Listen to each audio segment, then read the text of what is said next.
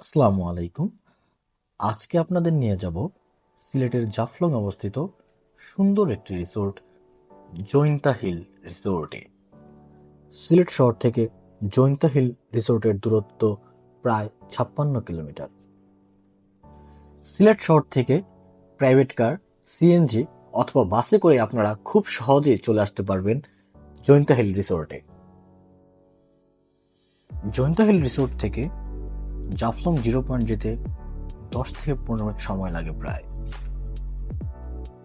জাফলং বাংলাদেশের সিলেটের গোয়াইনঘাট উপজেলার অন্তর্গত একটি পর্যটন স্থল।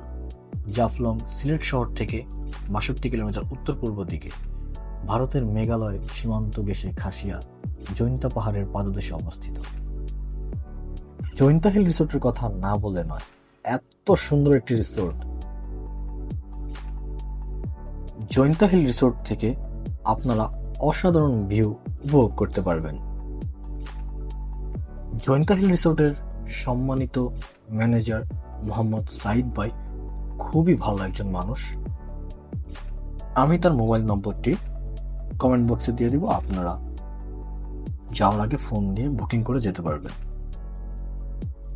জৈন্তা হিল রিসোর্ট থেকে জাফলং চা বাগান খুবই কাছে, আপনারা চাইলে জাফলং চা বাগান ঘুরে আসতে পারেন।